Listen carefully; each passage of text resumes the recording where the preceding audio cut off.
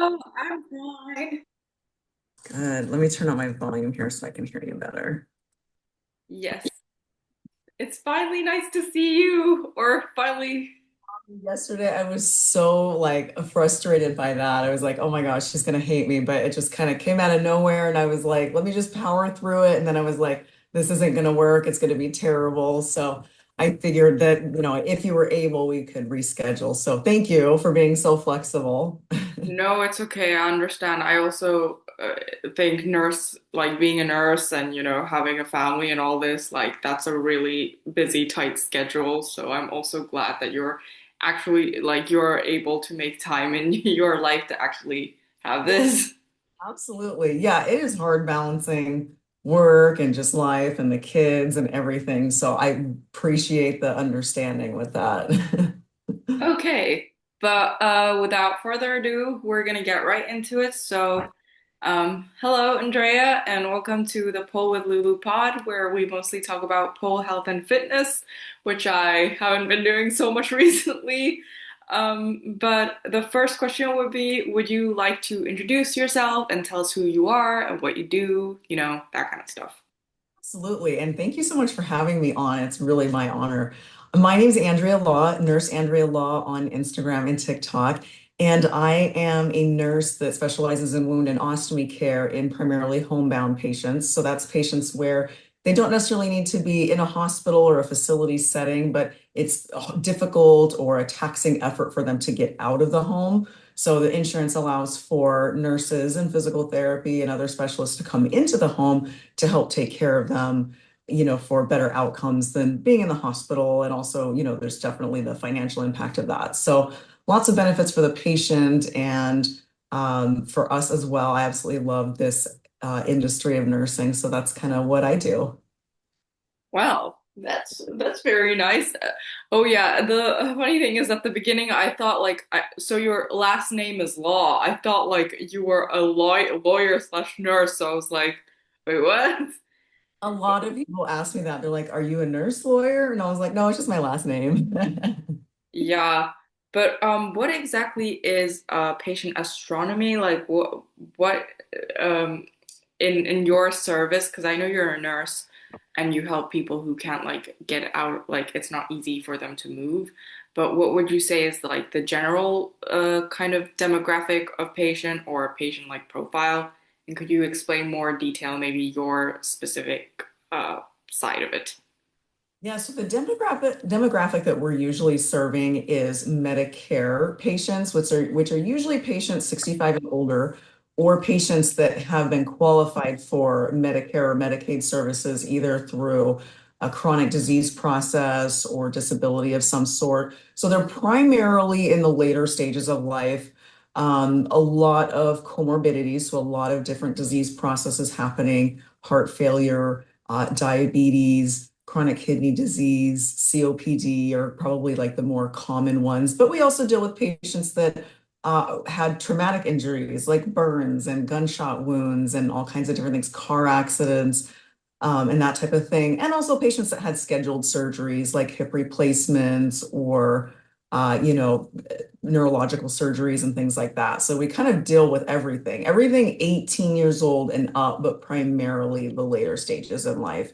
And usually a lot of wound care, ostomy care, patients with IVs and things like that. But there are patients that don't necessarily have any of that, but they have like a new diagnosis that's maybe causing them to go back to the hospital a lot, like congestive heart failure, like COPD, a lung disease. Those are really difficult to manage, and a lot of patients struggle with that. And so the idea is let's send a nurse to the house, let's send a physical therapy to the house to help manage that so that they're not constantly going back in and out of the hospital. So that's kind of the demographic that we pretty much serve normally. Okay. That's good. I mean, that's good that like you guys have these kind of services still up and going because otherwise what would those people do? Yeah, Um and exactly. how do you so a lot of the people patients that you deal with like usually have I guess like heart problems or diabetes like you said, but usually there have been some people who, have in my office where I used to work who have like fainted or like just dropped on the floor. And often it's kind of hard to tell if you're not a nurse what's the difference between like a heart attack and somebody who has just fainted. And especially because some individual, like it seems to be like more common that people have high cholesterol, LDL, uh, LDL diseases, disease related stuff that happens to them.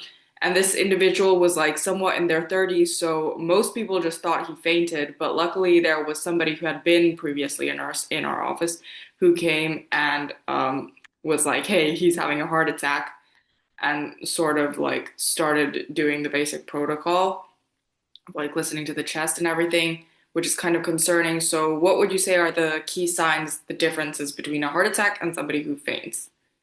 A heart attack's going to present different in different people, but it's usually accompanied with some sort of like, in men particularly, like crushing chest pain. With women, they have a lot of like GI issues, excuse me, but it could be something totally different. They don't tend to usually lose consciousness or what we call syncope or pass out, as people say.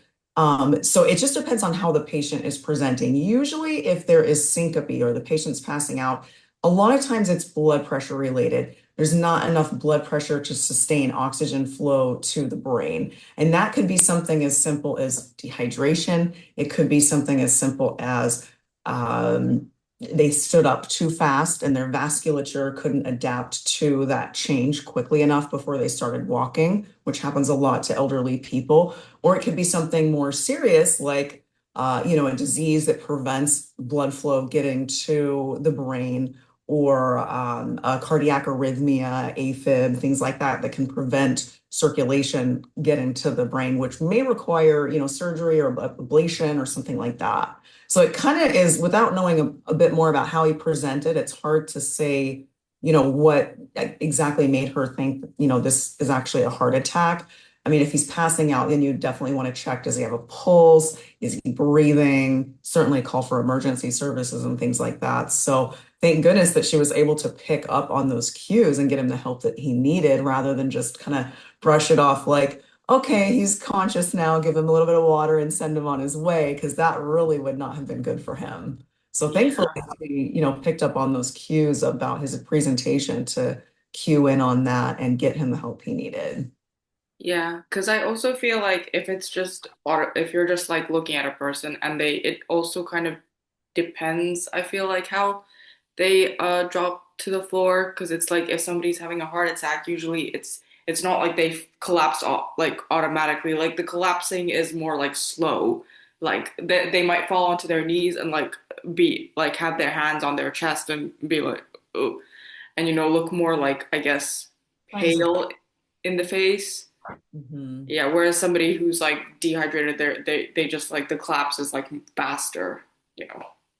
And usually it's something that triggered it, like they stood up really quick or something like that, which changes the blood pressure and it suddenly drops. When you stand up, your blood pressure drops because of the shift in where your circulation is in the vasculature. And so, normally, when we're young, when we're healthy, our body can adapt to that pretty well. But as we get older, not so much. And you add certain disease processes onto that, it makes it more difficult. So, we're constantly telling patients, when you stand up really, go from lying to sitting and then wait a couple seconds and then go from sitting to standing and wait a couple seconds before you just get up. And one Mm. common time that causes an issue is when they're getting up at night to go to the restroom. They go from lying to sitting to standing to running to the restroom because they're trying to get to the bathroom quickly, and they end up passing out and hitting their head on a corner of a wall or something like that. So both of those, heart attack and syncope related to blood pressure are pretty common issues. But you're right. There would definitely be some type of presentation generally of pain when it is a heart attack, especially in a man. Mm. So Yes, that is. Ooh. Well, what do you think is the worst thing that somebody can do for their health, and what do you think is the best thing? Like, if you just had to pick one, I know that everybody, like, there are like obviously like sleep, exercise, diet, etc. But if you just had to pick one most important thing that benefits your health the most, that would be like top, and one which is like one thing which you can think of which is the worst. I think for if you're talking all spectrums, all ages, just cheap people in general, I would say exercise. In the demographic that I'm serving, I would say probably more nutrition related. I think that in the population that I'm serving, there's a lot of issues related to improper diet, whether it's not getting enough protein, whether it's not getting the right balance of macros, or missing, vital vitamins and minerals, and just the nutrients are not right. And so it's causing issues like the diabetes, like the heart failure, and it contributes to the obesity, which makes you not want to be very physically active, which, compounds the problem. So I think in the demographic I'm serving, I would definitely say nutrition. Just people on the spectrum of life, I would definitely say it's just get exercise. Mm. Because I mean, I don't like in the US, you have some crazy foods out there, which is really unfortunate. If you can call it food. Yeah, it's like really unfortunate because like at least like in the EU we have certain like rules or regulations that ban certain ingredients. So the same like food that's made in your country it has to like be made a better, more healthier variant before it enters here, and that's like really concerning. But Yeah, a lot of lobbyists for different industries. There's a lot of politics to it and a lot of money to be made off of A, the food industry, but also B, on healthcare. So while generally speaking, you think people want people healthy, but to people in, maybe the pharmaceutical companies, and there are industries that benefit from people being unhealthy. We'll just say that. yeah, that So is. And it's really unfortunate. I mean, like I would understand if these industries like worked separately, but like the fact that they, kind of negotiate together that okay, like you poison the people and I'll keep them health, I don't think that's like a very good combination. no, I totally agree. Yeah, I mean, there's as far as like food safety and handling and infection control, I definitely think that the United States is doing, good things with that. There's requirements and things like that, checks and balances, government agencies to oversee, restaurants and food service places, manufacturers. But as far as like what's going into it and the dyes and things, we're constantly finding out, you know certain additives and preservatives and things contribute to cancers and hormonal imbalances and all kinds of things that are causing long-term issues. So they definitely should do something better. Nutrition is so incredibly important. And I'm constantly talking to my patients about trying to eat, more of a whole foods diet, less processed foods, and certainly less fast food and ordered, takeout convenience type stuff, Mm, because that is so popular in the demographic that I serve, where they might get fast food every day, maybe even twice a day. And it's just so unhealthy. It's terrible. yeah, I mean, especially because it's like just easy and convenient to get. So guess why that's happening. And okay, yeah. But so would you say then the worst thing to do to your health is just pick like really processed foods or Kind of the antithesis of what we talked about is like not giving regard to, nutrition, or in everybody in general, exercise, just have living a stagnant lifestyle. So in the people that I'm generally serving, just the worst thing they could do is not really pay attention to what they're eating and just strictly go for those convenience items. A lot of times they're going for even like the cheaper items, because there are ways that you can eat at restaurants and fast food where you can, make changes to the menu, or you can order certain things that are better options. Unfortunately, those are usually more expensive options. And so a lot of times the patients are just picking like those lower, like the value items on a menu, which are usually nearly completely devoid of any type of vegetable or fruit, and high in carb, high in fat, a little bit of protein, but it's, generally a processed form of protein. So yeah, I would say the worst thing would be to just have no regard for what you're putting in your body. yeah. And also some studies have come out and said like social like being with like your friends and like actually people who you enjoy their company, with like socializing. That's, some of the reasons why I feel like the people who don't necessarily have the healthiest habits still end up like living quite long is because, they have like good connection, social circles that they.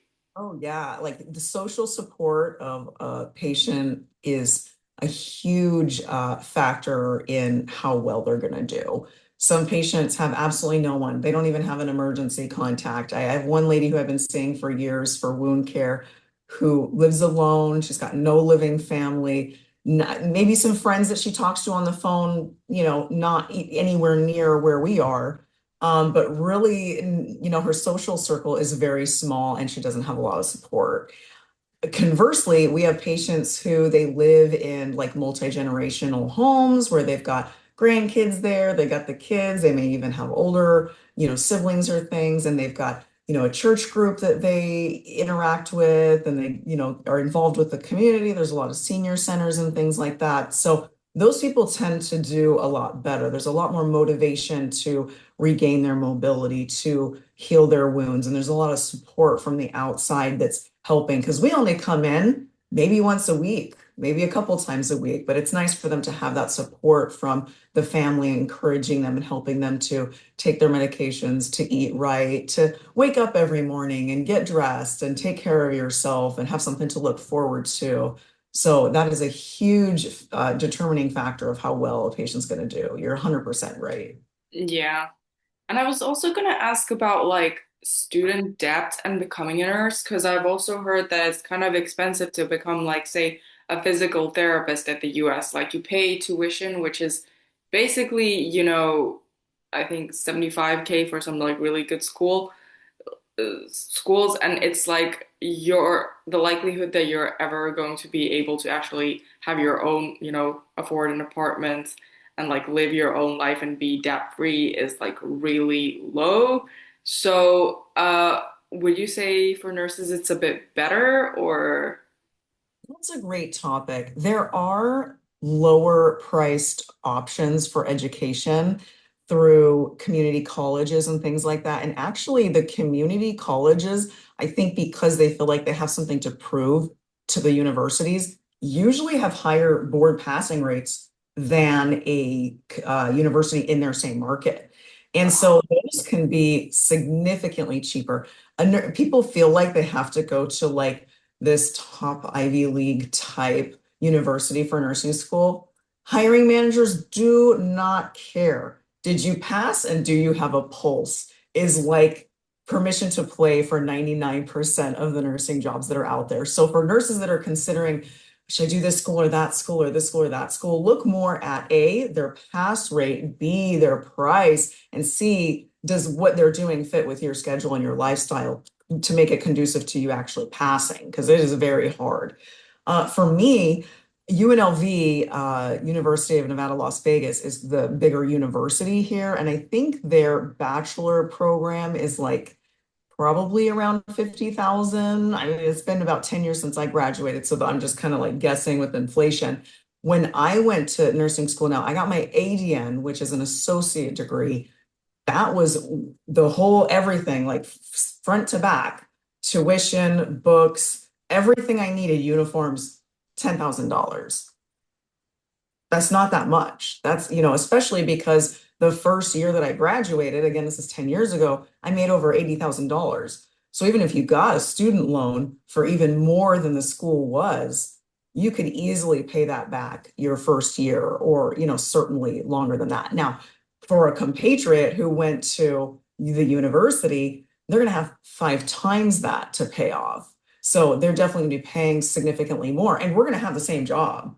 That we might be in home Yeah. health, we might be side by side at the bedside in the hospital. We're going to be making the same amount of money. So it's really best to look at, price when you're getting into school. And there's a couple ways to do it. There are grants based on income. Some people can qualify for that. A lot of people do. And then the other population, they either kind of cash flow it or they get a student loan. I was fortunate enough where First of all, I'm a very debt averse type person. I have never, to my master's degree, have never got a student loan. Thank goodness I've been fortunate enough to be able to work the entire time and just kind of pay as I go, which is really hard and requires living kind of well below your means and really working really hard. So I worked and I was, gosh, just young with, I had two kids when I went to nursing school for my associate's degree and just kind of paid as I went for that. And then when I graduated from that program, I did a bridge program, which bridges the associate to the bachelor's, which is an online 2-year bridge program. And I want to say that was like $7,000. And then the masters, though, that's a little different. I want to say that was like 40 to $50,000, but I still was able to cash flow that. I remember it was like every 6 weeks a new class would start. And because we're talking upper level classes, 600 level classes, they were like 36, $3,800 every 6 weeks. So it was a lot of money. But by that point, I had established myself in the industry and I was making more than a brand new nurse. So it was difficult, but it's definitely doable. Yeah, and I think you've done quite a pretty good job. Like you've grown your Instagram following, you've grown a TikTok following, so now you're like quite established as a nurse. So people like, do you get like a lot of people contacting you, patients or other like content creators? Oh yeah, there's a huge network, especially on TikTok. I really like the algorithm better for matching you with people who kind of fit your niche a little bit better. But I recently went to a conference in North Carolina where a bunch of creators and kind of like the followers that tend to follow kind of all of the people in this creator group, so to speak, that are kind of similar niche met up with us and like went to this conference and we were on a panel and we did live streaming from there and it was so cool to just meet all of the those creators and the people who frequently interact with us. We would recognize them by their name or they would show us their profile picture and they kind of comment a lot. But yeah, absolutely, a lot of people who reach out, some people for like medical advice, which we tend to try to not give medical advice per se, but we can provide resources through our DMs and things like that. But I've made so many connections with other creators and just other people in the industry, people in the nursing industry, people in EMS, emergency services, physical therapists, doctors, just lay people really interested in kind of learning more about, what we talk about. So it's just really been an awesome experience. Yeah. And I think that's good because like that you've utilized like social media in this way. And back to like the student debt thing. Like I realize there's like a lot of girls who have like I guess OnlyFans in certain states. And I can understand like inflation is high and like tuitions are just getting higher, so it's at the end like what people are thinking like how do they pay it off? What do you do? But I'm pretty sure there's like certain laws and rules that like you can't discriminate against somebody who's like I guess done OnlyFans in the past, but even though I think I guess those are in place, I do think that, people will still judge you. So what do you say about like nurses and then there are people who like are nurse, have a decent job, like whether that be a nurse, a doctor, but they still do it for some reason. And I don't know if it's because they think like their real job is too much, or are they like just trying to get some side money? And what do you think about the whole? It's a great question. It's a very lucrative career, and I don't judge anybody. I think when it comes to like a university accepting people, I don't care, or I don't think they care where the money's coming from in the least, especially at Las Vegas University, where in some areas of the state very close by, prostitution is legal. So, they're not really trying to judge at all. I don't think that they ask where the money's coming from or even care. I do think there are a lot of students who do that to help pay for school, certainly with OnlyFans or some of the other platforms. I can totally understand that because school is not cheap. And a lot of people don't have the ability to, as we talked about, kind of pay as you go, or they don't have a supportive family system to help them. There's a lot of different reasons for that. Um, There are a lot of people, even in the industry, who have a successful job making good money who still do it because it is so lucrative. I know a couple who they do it together. They're kind of like older. I think they're in their 60s, and I think they grossed like a half a million last year. Gee, So it would be really hard. Now they're not nurses, but like if they were, it would be really hard for two people, to work as nurses and make $500,000, and yeah, it's something that they enjoy. Like I said, I don't judge them for that. Like that's how they pay their bills. Like, I don't necessarily judge them. yeah. So I mean, I don't like judge either, but like I do notice that there has been like a lot of red pill podcasts talking about it, and then I've also like gotten the thought that, in certain other places around the world, it's of course like banned and wrong, but then does that like affect maybe more certain like, like if you want to be a lawyer or a doctor, would you say probably more than if you just wanted to be a nurse or a pharmacist? Or in some situations, if people, like if you were, as far as opportunities available, if the person you are applying to a position for, certainly the higher up, it's going to be higher level of scrutiny. So if you were going to be like the top surgeon at a hospital, they might ask about that. But as long as I don't know that they could really deny you that opportunity per se just because of that. Maybe yes, maybe no. But I think they would be more concerned about the separation between the two. You're not yeah, like dressing up and representing yourself in a role play setting in your yeah, uniform, representing, saying this hospital name per se. But I don't think, especially for nurses, having been a director of nursing and have hired hundreds of people by this point, it would not phase me in the least. I mean, if anything, I think that it shows a degree of like ingenuity and work ethic. When people have not necessarily just OnlyFans, but like when people have some type of successful either hobby or another side job, it just shows that they're hardworking, high energy, motivated, they have goals. And especially in home health where you don't have a high level of supervision. I mean, one of my agencies I've been for over a year, I've only seen my boss like twice. So where there's a level of, a high amount of autonomy, you have to have a lot of discipline. You have to be motivated, and so something like that would actually serve to show that you are motivated and high energy and just a hard worker, I think, in some ways. yeah.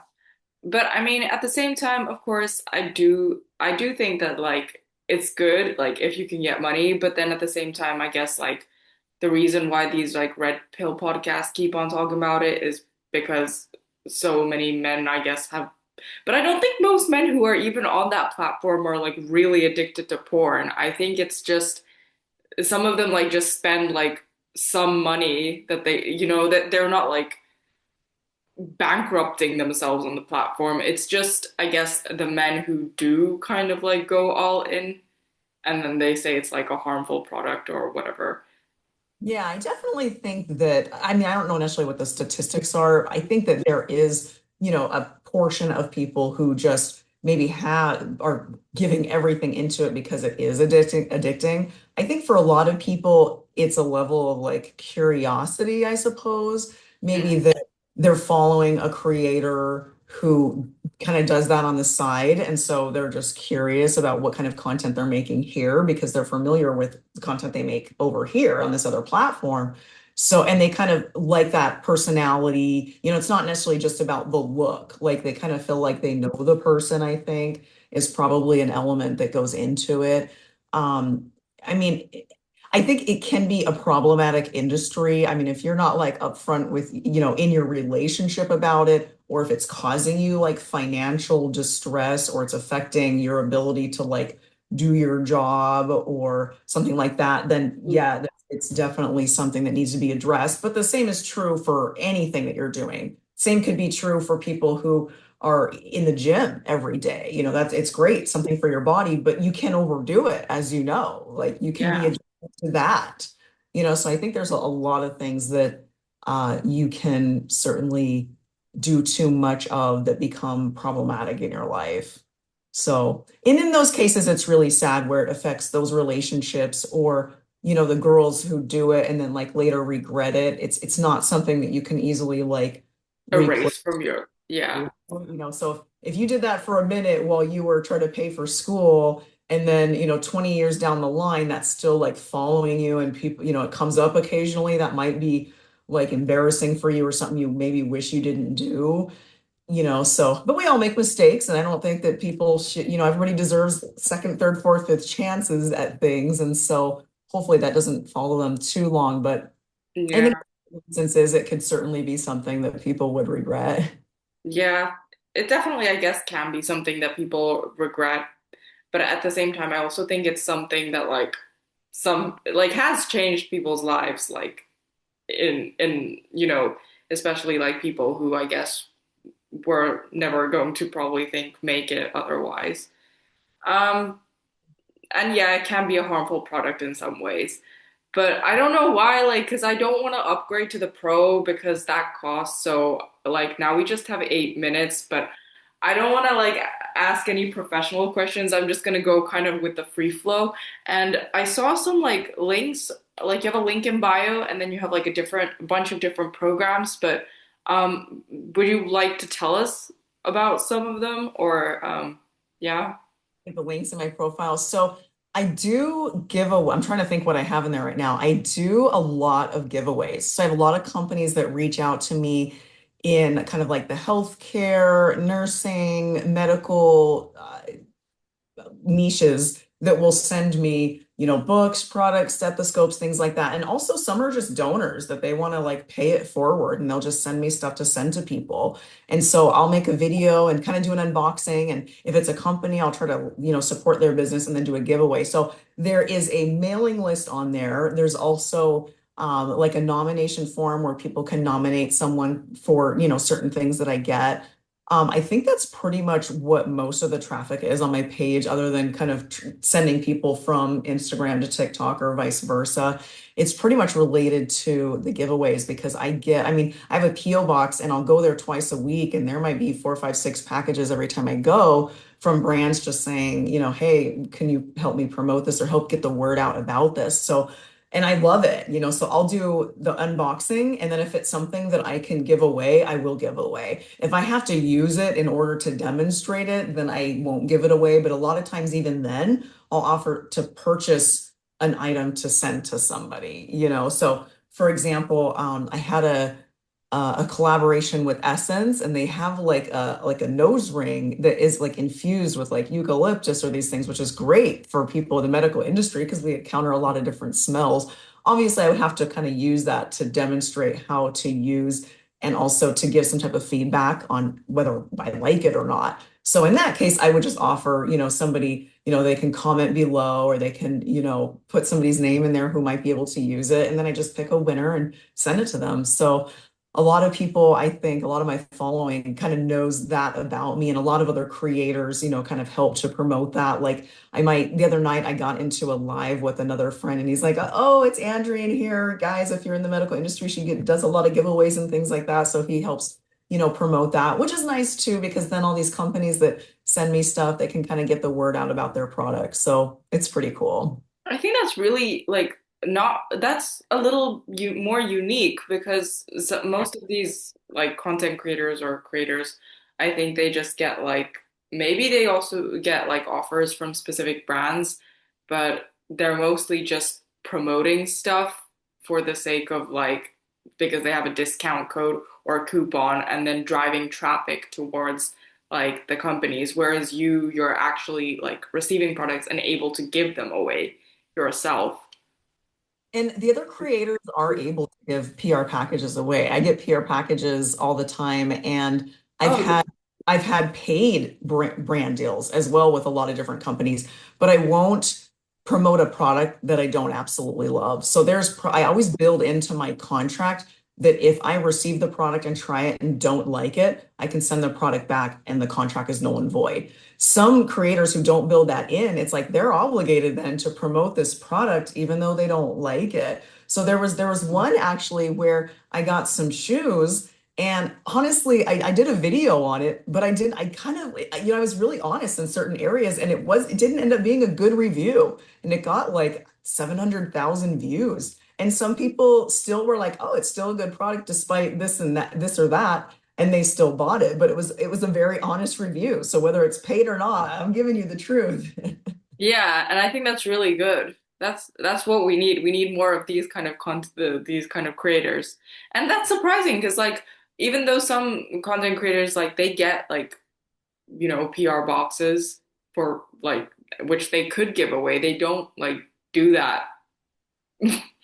They Yeah, don't do if they do that. If they have a discount code, they should send some out to people. Like for me, I just get so much gratification in making people's day. And so people on my Yeah. mailing list, when I send things out, I send stickers out. Like we're doing Nurses Week, we're doing EMS Week in May. So I send handwritten cards. I actually have a bunch of them here that I send out to nurses, people in EMS or what have you, with a bunch of just different stickers and things. And because it just makes me happy to make people happy, you know? Yeah, and I feel like that's why you become like so popular. Like you make people's day and you get like you give stuff for free and you're honest with your promotions. That's what we need. And another thing that I was gonna ask is like I know that even though you work under like a company, are you still like do you do like free like are nurses able to do like freelancing, Like do you have private clients? You can do contract nursing. It is kind of difficult because we have to operate under doctor's orders. So we do have to have a doctor who's ordering services, either the patient's primary doctor or a doctor like a medical director with our company or agency. So you can under certain circumstances, but it quickly can become a gray area if you don't have, good A documentation and medical direction overseeing what you're doing. Okay. So So you either have to like, the company of course has their own doctor and then the doctor like provides the nurses with the rules.